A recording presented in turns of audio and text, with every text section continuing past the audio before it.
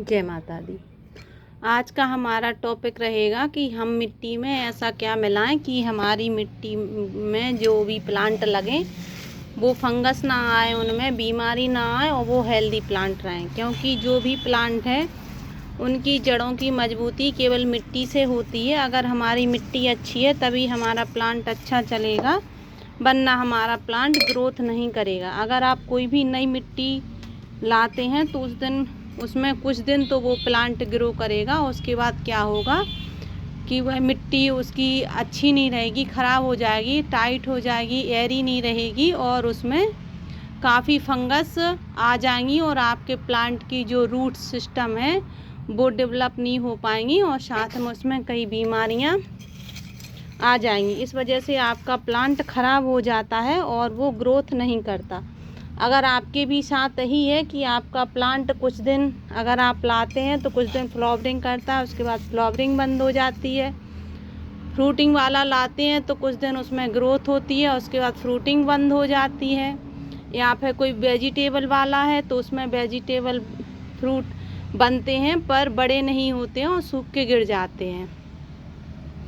अगर आपके साथ भी यही कुछ समस्या है और आपका प्लांट ग्रो नहीं कर रहा है जैसा आप चाहते हैं तो आप ये वीडियो पूरी देखिए और साथ में इसमें जो जो चीज़ें हम बताएं वो आप ऐड कीजिए। अगर उसमें से कुछ एक दो चीज़ें नहीं हैं तो आप उन्हें स्किप कर सकते हैं, लेकिन अगर आपके पास इनमें से सब कुछ है तो आप ज़रूर इसका यूज कीजिए। कुछ ऐसी चीज़ें हैं जो आपको अपनी ईजिली अपने घर पे ही मिल जाएंगी। अगर आपने अभी तक मेरी वीडियो को सब्सक्राइब नहीं किया है तो प्लीज़ इसे लाइक शेयर एंड सब्सक्राइब ज़रूर करें।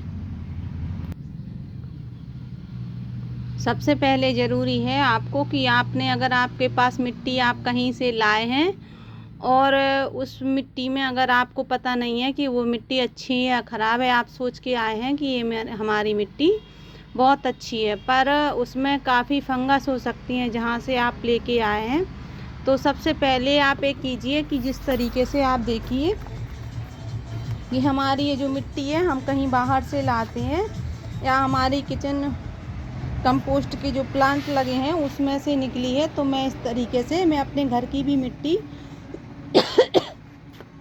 करीब इतना सुखा लेती हूँ कि उनका जो है वो 100% नहीं सुखाती हूँ, करीब उसे 80% सुखा के रखती हूँ। अगर मुझे लग रहा है कि उसमें चींटी हैं या कोई किसी प्रकार का उसमें कीड़ा है तो फिर मैं उसे करीब 95% तक सुखा लेती हूँ, जिससे कि उसमें जो फंगस वाले कीटाणु हैं जो हमारे प्लांट को ख़राब कर रहे हैं वो सूख जाएंगे और मर जाएंगे और हमारा प्लांट जो हम लगाएंगे उस मिट्टी में फिर तो वो काफ़ी हेल्दी रहेगा। देखिए मैं भी इस तरीके से इसमें जैसे चींटी हो गई थी तो मैंने इसको सुखा लिया है और इसको बस मैंने इसी तरीके से सुखा लिया। इसमें कुछ बीमारी नहीं लग रही थी फिर भी मैं हमेशा सुखा के रखती हूँ। और आप देखिए मेरी मिट्टी इस तरीके से किस तरीके से भुरभुरी निकलती है। तो अगर आपकी मिट्टी टाइट है तो आप उसको कूट लीजिए, अच्छे से महीन कर लीजिए और फिर आप इस तरीके से उसे सुखा लीजिए। फिर हम आपको बताएंगे कि आपको इसमें क्या क्या ऐड करना है। पहला काम हमारा ख़त्म हो गया है मिट्टी सुखाने का। जो मैंने ये पहले अपनी सुखा के रखी थी, पुरानी 2 दिन पुरानी मिट्टी है जो हमने सुखाई थी 2 दिन पहले, और जो इसके पहले मैंने जो मिट्टी बताई है आपको वो गीली है तो वो अब सूखेगी आज, उसके बाद फिर हम उसको यूज करेंगे। लेकिन हम जो हमारी पहले सूखी मिट्टी थी तो पहले हम इसका यूज करेंगे। आपके पास जितनी मिट्टी है उससे आधी आपको गोबर की खाद रखनी है। अगर आपकी चिकनी मिट्टी है, काली वाली मिट्टी है, तो फिर आपको उसमें 20% रेत भी ऐड करनी पड़ेगी जिससे कि वो भुरभुरी हो जाए। पर हमारी ये किचन कंपोस्ट की निकली हुई मिट्टी है तो वो वैसे भी भुरभुरी है और आप देखिए बहुत अच्छी मिट्टी है। और जब ये पानी पड़ती है, इसमें पानी गिरता है तो पूरी बिल्कुल एयरी हो जाती है और इसमें बिल्कुल रेत जैसी ही हो जाती है, तो मुझे इसमें कभी रेत नहीं मिलानी पड़ती है। अगर आपकी किचन कंपोस्ट वाली मिट्टी है तो फिर आप उसमें कुछ नहीं मिलाइए, लेकिन अगर आप बाहर से लेके आए हैं तो उसमें आप 20% रेत मिला सकते हैं जो आपके मकान बनाने के काम आती है। लेकिन अगर आपके पास रेत नहीं है कि आप कहाँ से उसे रेत लाएं तो फिर आपको उसमें 60% गोबर की खाद या कोई भी कंपोस्ट, अगर आपके पास लीफ कंपोस्ट है, किचन कंपोस्ट है या गोबर की खाद है, कोई भी एक कंपोस्ट है, तो आप उसको इसमें मिला सकते हैं। मेरी मिट्टी बहुत अच्छी है और मुझे इसमें फ्रूट प्लांट और वेजिटेबल प्लांट लगाने हैं और ये हैवी फीडर होते हैं। फ्लावरिंग के लिए तो थोड़ी कंपोस्ट कम डालनी पड़ती है, पर अगर हमें कोई फ्रूट वाला में प्लांट लगाना है, वेजिटेबल वाला प्लांट लगाना है, तो उसमें फ्रूटिंग मात्रा ज़्यादा होती है, तो फिर हमें इसमें 50% जो गोबर की खाद है, आप देखिए इस तरीके से भुरभुरी है। अगर आपको कहीं से इस तरीके से गोबर की खाद मिल जाए तो आप वह डाल दीजिए। ऐसी बिल्कुल काली हो जाती है वो और भुरभुरी सी रहती है इस तरीके से।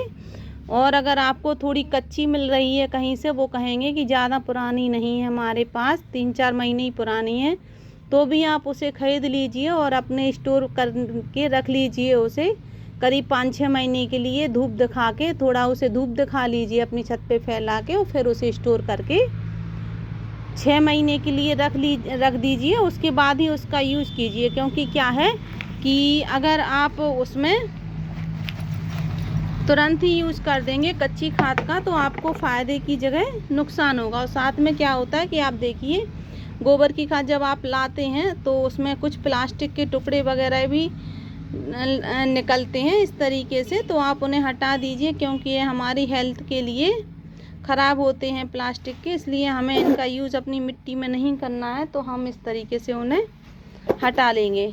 और अब आप देखिए कि मेरी मिट्टी अच्छी थी, मेरे गार्डनिंग की है, इसलिए मैंने इसमें 50% गोबर की खाद मिलाई है। अगर आपको वीडियो अच्छी लग रही हो तो प्लीज़ इसे लाइक, शेयर एंड सब्सक्राइब ज़रूर करें। साथ में अगर आपको पूरी इन्फॉर्मेशन चाहिए है, अगर आपको गार्डनिंग अच्छे से वास्तव में करनी है और सीखनी है, तो आपको ये वीडियो पूरी देखनी चाहिए। बहुत काम की आपकी वीडियो है और आपकी मिट्टी और आपका प्लांट इस तरीके से अगर आप बनाएंगे तो बहुत ही अच्छा होगा। इसलिए प्लीज़ इस वीडियो को पूरा देखें। उसके बाद हम क्या करेंगे कि हमारे पास ये नीम खली है जो मैंने अपने घर पे ही बनाई है, जो नीम की निबोई होती हैं उससे बनाई है। मैं इसकी वीडियो अलग से बनाऊंगी, जब इसकी नीम की खली आएंगी तो फिर मैं इसको बनाऊंगी। मैंने इस घर पे ही बनाई है इसको, नीम खली को। अगर आपके पास कहीं से नीम के पत्ते मिल जाते हैं, अगर आपके पास नीम खली नहीं है, कहीं से नीम के पत्ते मिल जाते हैं, तो आप उनका भी यूज़, जितनी आपकी मिट्टी है उसका आप 5% नीम के पत्तों को निकाल लीजिए और फिर इसमें ऐड कर लीजिए। तो जो फ़ायदा हमारी नीम खली का हो रहा है वही पत्तों का भी होगा, क्योंकि वो फंगीसाइड है, तो आप उसका भी यूज कर सकते हैं।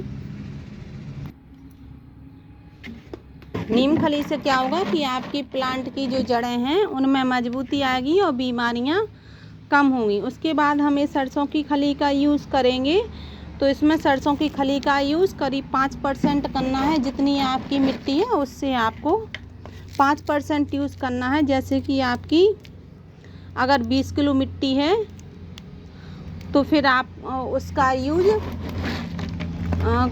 करीब आप आधा ही करेंगे, तो फिर आपको उसमें ज़्यादा बेनिफिट मिलेगा। करीब आप 1 किलो नहीं, लेकिन आधा किलो, तो अगर आपकी नई मिट्टी है तो आप उसमें ज़्यादा सरसों की खली मिलाइए, वरना आप एक बोरी में करीब 250 ग्राम आप यूज़ कीजिए। अगर आपकी पुरानी मिट्टी है तो 250 ग्राम, अगर नई मिट्टी है तो करीब 500 ग्राम उसमें सरसों की खली का यूज़ करेंगे, तो आपकी फ्रूटिंग की मात्रा और वेजिटेबल की मात्रा बहुत ज़्यादा होगी और बड़े बड़े इसमें फ्रूट आएंगे।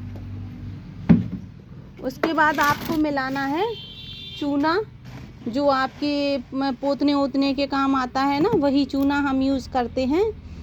तो उससे क्या होगा कि इसमें जो कैल्शियम की मात्रा है हमारे प्लांट में, जो हमारे कैल्शियम का हमारा जो प्लांट है उसकी जो रूट्स हैं, जो ब्रांच हैं, उनको अच्छा करने के लिए, और उसमें जो पीली पत्तियां पड़ने लगती हैं उनके लिए, तो हम उसका यूज करेंगे।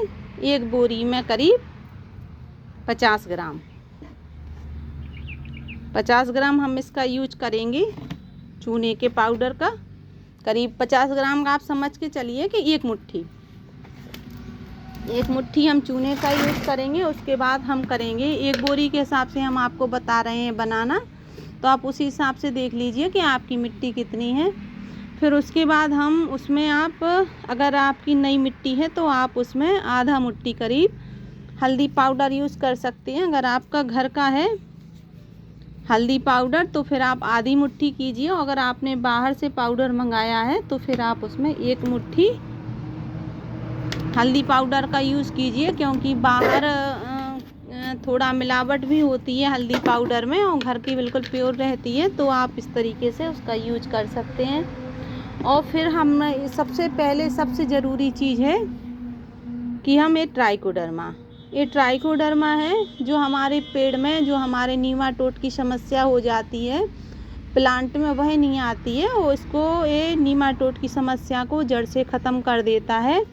इसलिए ट्राइकोडर्मा का यूज़ हमेशा प्लांट में करना चाहिए। अगर आपको गार्डनिंग करनी है और बड़े रूप में करना चाहते हैं आप, तो आप ट्राइकोडर्मा ज़रूर मंगाइए और उसका यूज कीजिए। तो 1 बोरी में हम करीब आधा मुट्ठी ट्राइकोडर्मा यूज़ करेंगे। ये सब नई मिट्टी के लिए बता रहे हैं, और आपकी पुरानी मिट्टी है तो सब कुछ इसमें आधा आधा आप मिला लीजिए। ट्राइकोडर्मा से क्या होगा कि आपके प्लांट में जो रूट्स हैं उनमें जो नीमाटोड होता है प्लांट्स की जड़ों में, वो नीमाटोड एक गांठ सी बनने लगती हैं, और गांठ बनने से क्या होता है कि हमारा प्लांट आप कितना भी उसकी केयर करें तब भी वह सूखने लगता है और उसमें फ्रूटिंग कम हो जाती है, और साथ में उसकी जड़ों में कोई भी ग्रोथ नहीं होती और पूरे प्लांट्स पे उसका असर होता है, पूरा प्लांट सूख जाता है।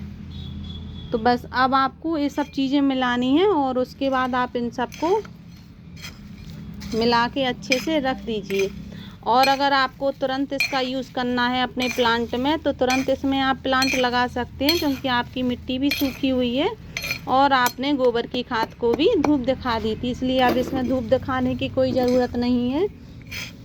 तो आप इसको किसी भी प्लांट में यूज कर सकते हैं। अगर वीडियो अच्छी लगी हो तो प्लीज़ इसे लाइक शेयर एंड सब्सक्राइब ज़रूर करें। And happy gardening. Thank you.